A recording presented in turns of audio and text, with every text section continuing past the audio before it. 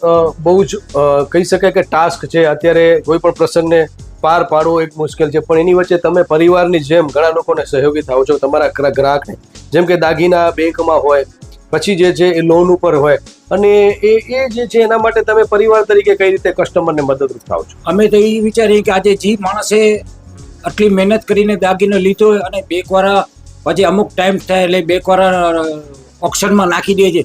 અમે એ વિચારીએ કે ગરીબ માણસનું કામ થાય તો એ દાગીના અમે અમારા પૈસેથી છોડાવીને અમે વેચાતા લઈ, બાકીના જે બેંકમાં પૈસા ભરવાના હોય અને બાકીના ઉપરના જે કાંઈ પણ પૈસા થાય એ અમે કસ્ટમરને આપીએ છીએ. એટલે એનાથી કસ્ટમરને પણ બહુ ઈઝી રહે છે.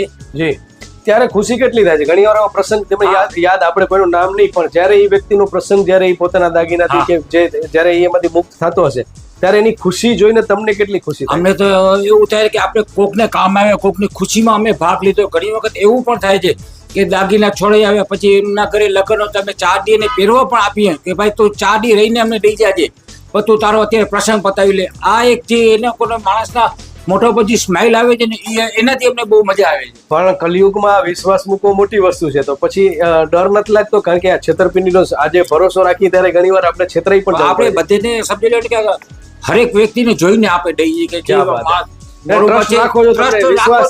વિશ્વાસ રાખવો જ પડે તો જ આપણે થતો હાલે. ક્યાં વાત! તો હું પહેલા તો શૈલેષભાઈને એટલે અભિનંદન આપીશ કે ખરેખર કસ્ટમરની જવાબદારી છે કે જ્યારે કોઈ વ્યક્તિ તમારા ઉપર વિશ્વાસ મૂકતો હોય ત્યારે એનો વિશ્વાસઘાત ન કરવો એ આપણી નૈતિક ફરજ છે. હવે જો એક વધારે ખરીદી કરે છે તો ડિસ્કાઉન્ટમાં તમે શૈલેષભાઈ શું આપો છો અને કઈ રીતે એને? વધારે ડિસ્કાઉન્ટની વાત જ નથી. અમે એમ કહીએ છીએ કે 5,000 ની ખરીદી કરે છે તો અમે એને સોનાનો દાણો પણ આપીએ છીએ, પ્લસમાં એક શ્યોર ગિફ્ટ તરીકે પણ અમે વસ્તુ કસ્ટમરને આપીએ છીએ.